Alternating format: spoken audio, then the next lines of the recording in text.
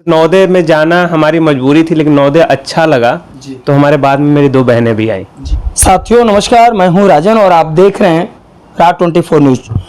बच्चे हमारे देश के भविष्य होते हैं और जिस प्रकार से बच्चों की प्राथमिक पाठशाला जो होती है, विद्यालय होती है, और कैसे बच्चे एक संघर्ष करके आगे बढ़ते हैं और अपने देश का, अपने माता पिता का नाम रोशन करते हैं। हमारे साथ एक ऐसे शख्स बैठे हुए हैं जो गाजीपुर जनपद के ही हैं और JPJ ज्ञानदीप स्कूल एकेडमी से पढ़े हुए हैं। अभिजीत पांडे, IPS अभिजीत पांडे। पहले तो सर आपका RA24 न्यूज में स्वागत है। Thank you. जिस प्रकार से देखा जाए, आज विद्यालय में आपको बुलाया गया है और सम्मानित किया गया। मैंने भी देखा, आप लोग वीडियो में देख भी सकते हैं कि किस प्रकार से सर ने बचपन के दिनों का, हम लोग भी पढ़ाई किए हैं और याद ताज़ा हो जाते हैं। इन्होंने क्लासरूम में घूम घूम करके सारे बच्चों के साथ किया है। पहले तो आप बताएं कैसा लगा, किस तरह से क्या है जर्नी आपकी? बहुत अच्छा रहा और काफ़ी बचपन की यादें ताज़ा हुई जी। हमने अपनी प्री प्राइमरी की एजुकेशन की, मैं अपने क्लास में गया, बच्चों से मिला। बहुत तब तो स्कूल बहुत बड़ा लगता था, अब शायद मैं बड़ा हो गया हूँ तो क्लासरूम उतने बड़े नहीं लगते, लेकिन तब ऐसा लगता था कितना बड़ा है, इधर उधर हम लोग भागा करते थे। कुछ यादें ताज़ा हुई, कब कैसे पनिशमेंट मिला करता था, कब कैसे प्राइज अवार्ड मिला करते थे। स्कूल काफ़ी थोड़ा सा बदला है, लेकिन जो एसेंस है स्कूल का अभी भी वही है, तो काफ़ी अच्छा लगा। देखा जाए, पहले जब आप यहाँ किस सन में पढ़े थे, पहले की जो एजुकेशन थे, अभी जो है तमाम तरह के स्कूल भी खुल चुके हैं और उसमें जिस प्रकार से आपने संघर्ष करके IPS रैंक हासिल किया, उसके बारे में ज़रा हमारे दर्शकों को बताइए किस तरह से। तो मैं लकी रहूँगा, लकी अपने आप को कहूँगा, और लकी इसलिए क्योंकि मुझे ऐसे माता पिता मिले, मुझे ऐसे गुरुजन मिले कि उन्होंने मेरा मार्गदर्शन काफ़ी अच्छे से किया। जैसे मेरे लिए एक बहुत बड़ा रोल था यहाँ से नवोदय विद्यालय जाना, फिर वहाँ से IIT BHU जाना, फिर उसके बाद मैंने 2-3 नौकरियाँ की। तो ये सारी चीज़ें मुझे हर स्टेज पर मुझे काफ़ी चीज़ें सिखाई गई। जैसे मैंने यहाँ डिसिप्लिन सीखा, नवोदय विद्यालय में कैसे मेहनत किया जाता है, किस तरह से मेहनत किया जाता है। वहाँ भी काफ़ी अच्छे हमें गुरुजन मिले जो मुझे काफ़ी अच्छा गाइड किए।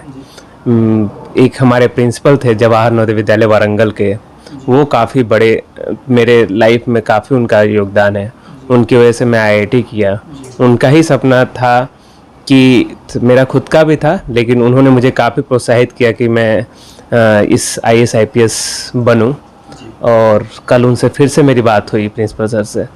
तो फिर वैसे जब मैं स्कूल वहाँ से जब IIT गया, IIT में पूरे इंडिया से लोग आते हैं, तो सब अच्छे अच्छे बच्चे आते हैं, तो उनके साथ एक अच्छा आपको कंपेनियन, अच्छा एक एटमॉस्फेयर मिलता है, इकोसिस्टम मिलता है जिसमें आप ग्रो करते हैं, काफ़ी चीज़ें सीखते हैं। फिर मैं जैसे प्राइवेट सेक्टर में जॉब किया, टाटा स्टील में जॉब किया, तो वहाँ भी टाटा स्टील का वर्क कल्चर अपने आप में बहुत अच्छा है, एथिकल है। तो काफ़ी वहाँ से जो गिविंग बैक टू सोसाइटी का जो होता है वो मुझे वहाँ से पता चला, मिला। उसके बाद कुछ मेरा छोटा सा tenure, brief tenure assistant commandant में था CISF में, तो वो भी मुझे डिसिप्लिन, मेहनत करना सिखाया। और अभी मैं प्रेजेंटली IRAS में हूँ, मुगलसराय डिवीज़न में पोस्टेड। तो रेलवे अपने आप में बहुत बड़ा इंस्टीट्यूशन है, तो एक जो डेडिकेशन होता है सोसाइटी के प्रति, सिटीजन के प्रति। बहुत सारी कंप्लेंट्स हैं रेलवे की, लेकिन काफ़ी पहले से आप कंपेयर करें तो काफ़ी ज़्यादा अच्छी चीज़ें हुई हैं रेलवे में। जैसे एक समय था जब हम रिजर्वेशन करने के लिए 4 बजे भोर में जाते थे, लाइन लगाते थे, अब वो चीज़ें बहुत काफ़ी ठीक हो गई हैं, अच्छी हो गई हैं। तो ऐसे मुझे कई सारे लोगों से, कई सारे इंस्टीट्यूशन से काफ़ी प्रेरणा और सहायता मिली, जिस वजह से मैं अभी किया हूँ। सर, कहा जाए कि आप गाजीपुर जनपद से ही हैं और किस प्रकार से आपका बचपन से लेकर के यहाँ पर जो भी चीज़ रहा है, और थोड़ा सा अपने पारिवारिक पृष्ठभूमि को भी इसमें बताइए। मेरे माता पिता, स्टार्टिंग में हम लोग का आर्थिक स्थिति उतना अच्छा नहीं था, काफ़ी मेरे पिताजी ने स्ट्रगल किया। आपका गांव कहाँ है सर? मूलतः हमारा गांव इधर ही है। अच्छा सर। लेकिन जैसे मेरे पिताजी स्टार्टिंग में, चूँकि बहुत कोई परमानेंट जॉब नहीं था, तो काफ़ी उसकी वजह से परेशानी आती थी। और हम 2 भाई 2 बहन हैं, तो सबसे अच्छा गेटवे इसीलिए नवोदय विद्यालय चुना गया, क्योंकि वो काफ़ी अच्छा स्कूल भी है और फ्री ऑफ कॉस्ट है। यहाँ तक कि आपको सारी चीज़ें फ्री में मिलती हैं, बुक्स हुआ, ड्रेसेस हो गए, डेली यूज आइटम होते हैं, सारी चीज़ें फ्री मिलती हैं। और तो हम 3 भाई बहन नवोदय विद्यालय में पढ़े, तो उससे हमारे घर वालों को काफ़ी हेल्प मिल गया कि हमारी स्कूलिंग भी अच्छी हो गई और पैसा भी नहीं लगा। तो फिर धीरे धीरे धीरे धीरे कुछ पापा कुछ करते रहे और धीरे धीरे घर में चीज़ें ठीक हुई। मैं भी कॉलेज के बाद में जॉब करने लगा, तब चीज़ें कुछ बेहतर हुई। मेरे भैया जॉब करने लगे, तब चीज़ें थोड़ी सुधरने लगी। तो नहीं तो तब तक बहुत स्ट्रगल रहा। हम लोग रेंट पर इधर से उधर, तो बहुत सारे इधर जैसे गायत्री नगर में हम लोग काफ़ी समय रेंट पर हैं, इधर हम लोग रुई मंडी में रेंट पर हैं। तो काफ़ी हमारी एक पुरानी दादाजी की ज़मीन थी, तो उस पर हमने जैसे तैसे घर बनाया। घर भी 3 चरणों में बना है।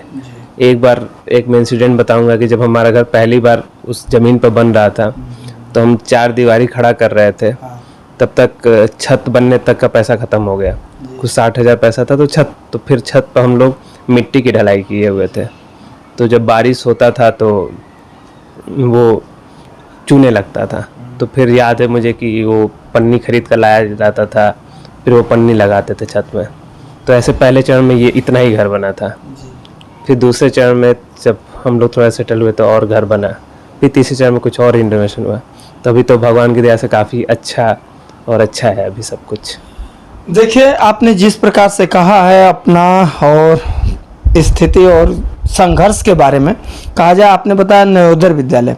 Sir, Navodaya Vidyalaya free of cast पढ़ाई होती है, और जिस प्रकार से और स्कूल जैसे तमाम से इंग्लिश मीडियम के हुए, हायर एजुकेशन वाले हुए हैं, जहाँ पर काफ़ी गरीब के बच्चे जो होते हैं अफोर्ड नहीं कर पाते हैं पढ़ने के लिए। और जिस तरह से नवोदय विद्यालय के बारे में आपने बताया, लोगों के दिमाग में धारणा आती कि जहाँ पर फ्री पैसे नहीं लग रहे हैं, अभी हमारे सरकार लाख प्रयास करती है कि बच्चे जो हैं जिनके पास एक भी पैसा नहीं है गार्जियन के पास, वो भी मुफ्त में पढ़ाते हैं। भरसक यहाँ तक भी एक स्कीम लाते हैं लोग कि RTE, राइट टू एजुकेशन के तहत, जो हायर जो हैं इस इंग्लिश मीडियम वाले, उसमें भी 20% लोग, लेकिन फिर भी वो माता पिता नहीं पढ़ा पाते हैं। मुझे ऐसा लगता है नहीं, सब सोच पर निर्भर करता है कि अगर आपका सोच है कि आपको अपने बच्चों को पढ़ाना है, तो आप एड़ी चोटी कर देंगे पढ़ाने के लिए।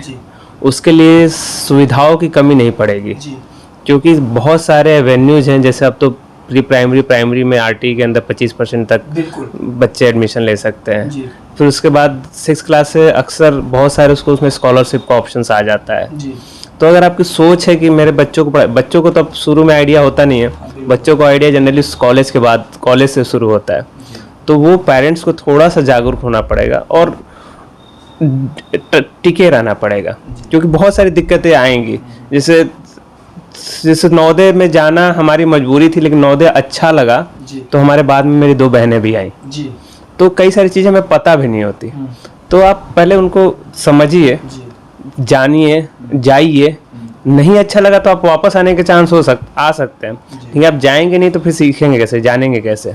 तो ऐसे बहुत सारे एवेन्यूज हैं, जैसे नवोदय विद्यालय है, बहुत सारे, ऐसा नहीं, केवीज है, बहुत सारे ऐसे स्कूल हैं जहाँ बहुत कम पैसे में अच्छी पढ़ाई हो जाती है। और इन केस मान लीजिए उतनी अच्छी पढ़ाई नहीं भी हो रही है, तो घर है, आजकल तो इंटरनेट है, तो आप उसका यूज कर सकते हैं। क्योंकि आज मतलब एवेन्यूज की, अपॉर्चुनिटीज़ की कमी नहीं है, सही गाइडेंस की कमी है, जो आपको थोड़ा बहुत, अगर पेरेंट्स नहीं दे पा रहे हैं तो आप कोई सीनियर हुआ, कोई गांव देहात में हुआ, वो आपको कर सकता है।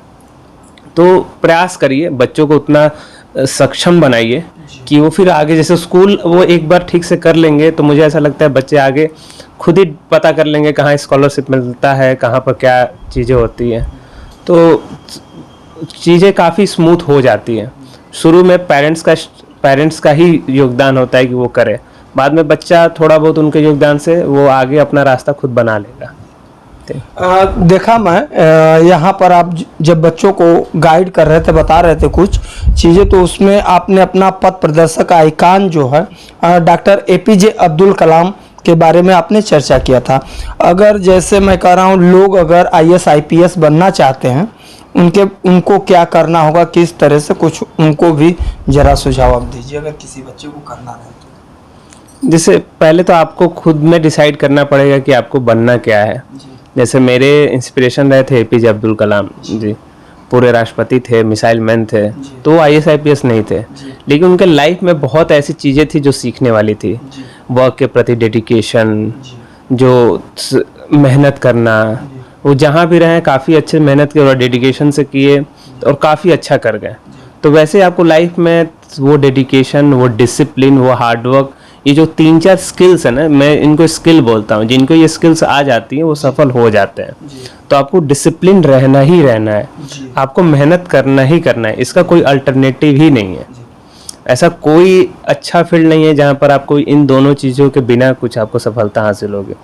तो एक बार जब आप कॉलेज कर लें, कॉलेज के बाद आप डिसाइड कर लें आपको कहाँ जाना है, आपको जिस फील्ड में जाना है आप उसमें जाइए। आपको IAS IPS के फील्ड में आना है, ग्रेजुएशन एक बेसिक एलिजिबिलिटी होती है, उसके बाद आप प्रिपेयर करिए और फिर आप आ सकते हैं। प्रिपरेशन के दौरान आपको, मुझे ऐसा लगता है कि 2 साल का इंटेंस प्रिपरेशन ये एग्ज़ाम मांगता है, मिनिमम 2 साल का इंटेंस प्रिपरेशन, जिसमें आप अनडिस्ट्रैक्टेड रहकर, किसी से थोड़ा सा फोकस रहकर, तभी आपका ये निकलता है। जैसे मैं 3 बेसिक चीज़ बताया ना, डिसिप्लिन, हार्डवर्क और गाइडेंस। राइट गाइडेंस भी इस एग्ज़ाम में बहुत ज़्यादा ज़रूरी है। मार्केट में बहुत सारा गाइडेंस है, लेकिन मैं बोलूँगा मोर देन 90% मिस गाइडेंस है। तो आपको गाइडेंस भी ठीक होना चाहिए। तो जब ये तीनों मिलते हैं ना, और फिर बाद में आपका लक हुआ, भगवान की ब्लेसिंग हुई, आपके पेरेंट्स की ब्लेसिंग हुई, तो तब जाकर ये चीज़ें मिलती हैं। इन चारों चीज़ों के बिना थोड़ा सा डिफ़िकल्ट है। देखा जाए जिस तरह से आपने बताया है छोटे बच्चों को, और विद्यालयों में भी देखा जाए सर, तो लोग अभी से गाइड, मतलब जो कुछ ऐसे विद्यालय हैं उन लोगों को करते हैं, लेकिन इस तरह से जैसे बोझ टाइप का, जैसे जितनी उम्र होती है उस अनुसार में बच्चों को किस तरह से तैयारी करने के लिए, पढ़ने के लिए क्या पार्टिकुलर जो एक टाइम होता है, कैसे उन लोगों को कुछ इसके बारे में ज़रा बताइए आपने किस तरह से किया। उनको अगर करना रहेगा, अधिकांशतः देखा जाए तो कुछ लोग बच्चे गेम में भी, मोबाइल में लगे रहते हैं, तो किस तरह से उनको आगे बढ़ने के लिए सुझाव दीजिए। आगे बढ़ने के लिए यही है कि आपको फोकस रहना है और आपको अपने एफर्ट्स में सिंसियर रहना है जी। तो फोकस आप कैसे रहेंगे? मोबाइल एक बहुत बड़ा डिस्ट्रैक्शन है, मैं मानता हूँ। वो अलग बात है कि इंटरनेट की हेल्प से आप बहुत कुछ अच्छा कर पाते हो, लेकिन वो तभी कर पाओगे जब आप फोकस रहोगे, नहीं तो ये बहुत बड़ा डिस्ट्रैक्शन की तरह हो जाए। तो टेक्नोलॉजी हमेशा बोला जाता है 2 धारी तलवार होती है। तो ये जहाँ आपको बहुत हेल्प कर आपको बहुत अच्छा भी कर सकती है, वहीं आपको डिस्ट्रैक्ट कर आपको ख़राब भी कर सकती है। तो इसीलिए फोकस होना बहुत ज़रूरी है। अगर आप फोकस हुए तो इसी टेक्नोलॉजी का यूज कर आप बहुत अच्छा कर सकते हैं। बहुत लोगों ने अच्छा किया है, बहुत सारे हमारे पास ऐसे एग्जाम्पल जिन्होंने टेक्नोलॉजी का यूज किया और काफ़ी अच्छा कर गए, और उससे ज़्यादा एग्जाम्पल होंगे जो टेक्नोलॉजी की वजह से ख़राब हो गए। तो आपको टेक्नोलॉजी को उस तरह से यूज करना है। और जहाँ तक मुझे लगता है स्कूल 8th क्लास तक तो आपको फुल फ्रीडम के साथ अपना पढ़ाई लिखाई करना चाहिए, गेम खेलना चाहिए, किसी एक गेम को पकड़ कर उसमें थोड़ा करना चाहिए। आपको अपनी लैंग्वेज एक अच्छी सुधारनी चाहिए, एक अच्छी बनानी चाहिए लैंग्वेज, चाहे वो हिंदी हो, इंग्लिश हो, जो भी लैंग्वेज आपका रीजनल लैंग्वेज हो, उसको आपको उस लैंग्वेज पर आपको पकड़ होनी चाहिए। फिर आप 9th 10th 11th 12th में आप जो स्कूल का है उसमें आप आगे बढ़ते हो, फिर कॉलेज में जाकर आप फिर से परस्यू करो, जिसमें भी हो आप वो परस्यू करो, लेकिन गेम लैंग्वेज पर ये कमांड हमेशा रखिए। और फिर जब उसके बाद जब आपको डिसाइड कर लिए कि आपने क्या करना है, तो फिर आप उसमें आगे बढ़िए।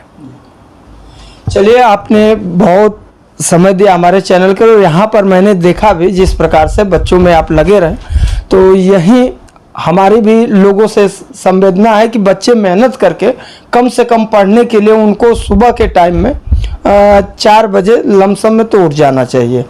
और जिस प्रकार से वो क्या है, थोड़ा सा टाइमिंग उन लोगों के बारे में बता दीजिए। पढ़ने की टाइमिंग, मैं हमेशा से मॉर्निंग पर्सन रहा हूँ जी। तो मेरा जब मैं बहुत अच्छे से पढ़ाई करता था तो मैं जनरली 5 बजे उठ जाता था। लेकिन मेरे बहुत सारे ऐसे दोस्त हैं जी। जो रात को पढ़ाई किए हैं और वो भी सफल हुए हैं। तो जो रात को 2 बजे तक पढ़ाई किए हैं और फिर अपना सुबह 8-9 बजे उठते हैं, जी। तो वो भी सफल हुए हैं। तो आपको अपने लिए देखना है अच्छा, क्या टाइम आपको क्या सूट करता है। जी। अगर आपको रात में आप फोकस होकर, मेन चीज़ है फोकस होना, जी। तो अगर आप रात में फोकस हो तो रात में पढ़ाई करिए। सुबह में चूंकि क्या होता है कि डिस्ट्रैक्शंस कम होते हैं, तो ज़्यादा चांसेस हैं कि आप फोकस रह पाएंगे, क्योंकि सुबह में जनरली सारे जो शांति होती है, बाहर शांति होती है, आपका भी मन ज़्यादा मूवी वूवी देखने का करता नहीं है, तो आप ज़्यादा फोकस सुबह में रह सकते हैं। शाम में थोड़ा डिफिकल्ट होता है, लेकिन जिनको होना होता है वो शाम में भी हो जाते हैं, सुबह भी हो जाते हैं। सर टाइमिंग सारा इंडिविजुअल पर है कि वो उनके लिए क्या अच्छा है। चलिए सर, बहुत बहुत आपका धन्यवाद। Thank you. दोस्तों, हमारी वीडियो कैसी लगी जरूर कमेंट बॉक्स में सुझाव दीजिएगा। तब तक के लिए कैमरा पर्सन राहुल पांडे के साथ राजन उजागर रिपोर्ट। धन्यवाद, शुभकामना।